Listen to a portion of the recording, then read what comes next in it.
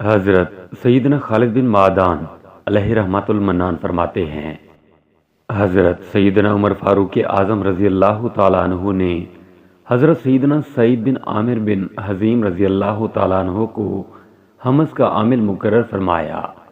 پھر جب حضرت سیدنا عمر رضی اللہ تعالیٰ عنہ حمص تشریف لے گئے تو آپ نے اہل حمص سے دریافت فرمایا، تم نے اپنے عامل کو کیسا پایا؟ تو انہوں نے حضرت سیدنا سعید بن عامر رضی اللہ تعالیٰ عنہ کے خلاف شکایات کی۔ گورنروں اور عاملوں کی بکثرت شکایات کرنے کی وجہ سے حمص کو کوفہ صغریٰ کہا جاتا ہے۔ انہوں نے حضرت سیدنا عمر فاروق اعظم رضی اللہ تعالیٰ عنہ سے عرض کی، ہمیں اپنے امیر سے 4 شکایات ہیں۔ نمبر 1، یہ ہمارے پاس دن چڑھے بہت دیر سے تشریف لاتے ہیں۔ نمبر 2، یہ رات کو کسی کی بات نہیں سنتے۔ نمبر 3، مہینے میں ایک دن ایسا بھی آتا ہے کہ اس دن یہ ہمارے پاس تشریف ہی نہیں لاتے۔ نمبر 4، کبھی کبھی ان پر بہت زیادہ رنج و غم کی کیفیت طاری ہو جاتی ہے اور یہ بے ہوش ہو جاتے ہیں۔ حضرت سیدنا عمر فاروق اعظم رضی اللہ تعالیٰ عنہ نے حضرت سیدنا سعید بن عامر بن حزیم رضی اللہ تعالیٰ عنہ کو بلایا اور تمام لوگوں کو جمع کیا، پھر دعا فرمائی، اے میرے پروردگار عز و جل، آج اس معاملے میں میرے فیصلے کو کمزور نہ کرنا، یعنی مجھے صحیح فیصلہ کرنے کی توفیق عطا فرما۔ پھر لوگوں کی طرف متوجہ ہوئے اور ارشاد فرمایا، تمہیں ان کے بارے میں کیا شکایات ہیں؟ لوگوں نے عرض کی، یہ ہمارے پاس دن چڑھے بہت دیر سے تشریف لاتے ہیں۔ حضرت سیدنا سعید بن حزیم رضی اللہ تعالیٰ عنہ نے جب یہ شکایت سنی تو ارشاد فرمایا، مجھے یہ بتاتے ہوئے شرم آتی ہے کہ میں کیوں دیر سے آتا ہوں۔ خدا عز و جل کی قسم، میرے پاس کوئی خادم نہیں، میں خود آٹا پیستا ہوں، پھر اسے گوندھ کر روٹی پکاتا ہوں، اس کے بعد وضو کر کے ان کے پاس آ جاتا ہوں۔ میرے دیر سے آنے کی یہی وجہ ہے۔ حضرت سیدنا عمر فاروق رضی اللہ تعالیٰ عنہ نے لوگوں سے پوچھا، اور کیا شکایت ہے؟ کہنے لگے، یہ رات کو ہمارے مسائل نہیں سنتے۔ حضرت سیدنا عمر رضی اللہ تعالیٰ عنہ نے پوچھا، اے سعید، تمہارے پاس اس شکایت کا کیا جواب ہے؟ انہوں نے کہا، میں نے دن مخلوق کے لیے خاص کر رکھا ہے اور رات کو اپنے رب عز و جل کی عبادت میں مصروف ہوتا ہوں۔ پھر انہوں نے تیسری شکایت کرتے ہوئے کہا، ہر مہینے ایک دن ایسا بھی ہوتا ہے کہ یہ ہمارے پاس تشریف ہی نہیں لاتے۔ حضرت سیدنا عمر رضی اللہ تعالیٰ عنہ نے فرمایا، اے سعید رضی اللہ تعالیٰ عنہ، تم کیا کہتے ہو؟ عرض کی، حضور، میرے پاس کوئی خادم نہیں، مہینے میں ایک مرتبہ میں اپنے کپڑے دھوتا ہوں، میرے پاس کوئی دوسرا لباس نہیں ہوتا جسے پہن کر ان کے پاس آؤں، پھر جب وہ کپڑے سوکھ جاتے ہیں تو انہیں پہن کر ان کے پاس آ جاتا ہوں۔ چوتھی شکایت کرتے ہوئے وہ لوگ کہنے لگے، انہیں کبھی کبھی شدید دورہ پڑتا ہے اور یہ بے ہوش ہو جاتے ہیں۔ حضرت سیدنا عمر رضی اللہ تعالیٰ عنہ نے فرمایا، اے سعید رضی اللہ تعالیٰ عنہ، اس شکایت کا جواب دو۔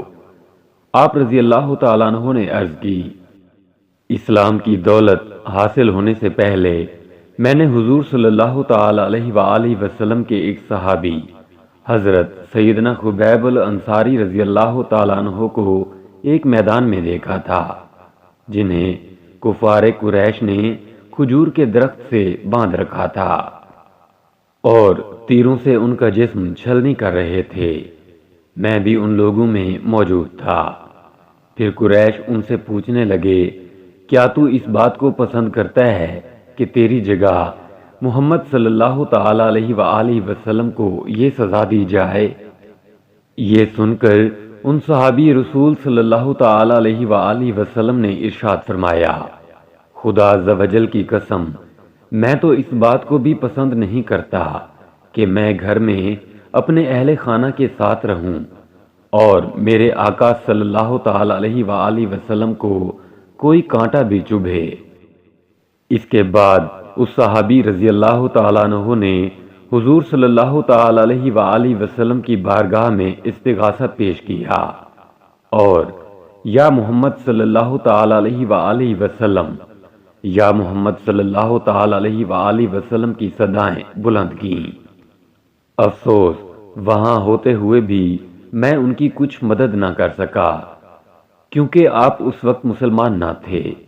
شاید میرا یہ گناہ کبھی بھی معاف نہ کیا جائے، بس یہ خیال آتے ہی میری حالت خراب ہو جاتی ہے اور مجھ پر غشی طاری ہو جاتی ہے۔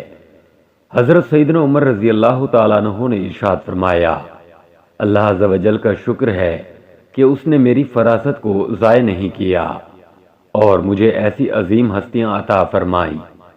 پھر آپ رضی اللہ تعالیٰ عنہ نے حضرت سیدنا سعید رضی اللہ تعالیٰ عنہ کو 1000 دینار دیتے ہوئے ارشاد فرمایا، ان کے ذریعے اپنی ضروریات پوری کر لینا۔ جب آپ رضی اللہ تعالیٰ عنہ کی زوجہ محترمہ رضی اللہ تعالیٰ عنہ نے دینار دیکھے تو کہنے لگی، اللہ عز و جل کا شکر ہے کہ اس نے ہمیں غنی کر دیا۔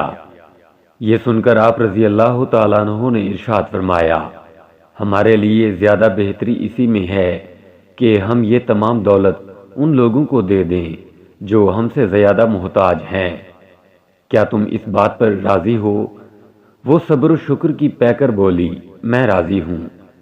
پھر آپ رضی اللہ تعالیٰ عنہ نے تمام دینار تھیلیوں میں بھرے اور اپنے گھر کے سب سے امین شخص کو بلایا اور فرمایا، یہ تھیلی فلاں خاندان کی بیواؤں کو دے دو، یہ فلاں خاندان کے یتیم کو، یہ فلاں خاندان کے مسکین کو اور یہ فلاں خاندان کے حاجت مند کو دے دو۔ اس طرح آپ رضی اللہ تعالیٰ عنہ نے ساری رقم تقسیم فرما دی، صرف کچھ دینار باقی بچے۔ جب آپ رضی اللہ تعالیٰ عنہ گھر تشریف لائے تو آپ رضی اللہ تعالیٰ عنہ کی زوجہ محترمہ رضی اللہ تعالیٰ عنہ نے پوچھا، کیا آپ رضی اللہ تعالیٰ عنہ ہمارے لیے غلام نہیں خریدیں گے؟ جو مال بچا ہے اس سے غلام خرید لینا چاہیے۔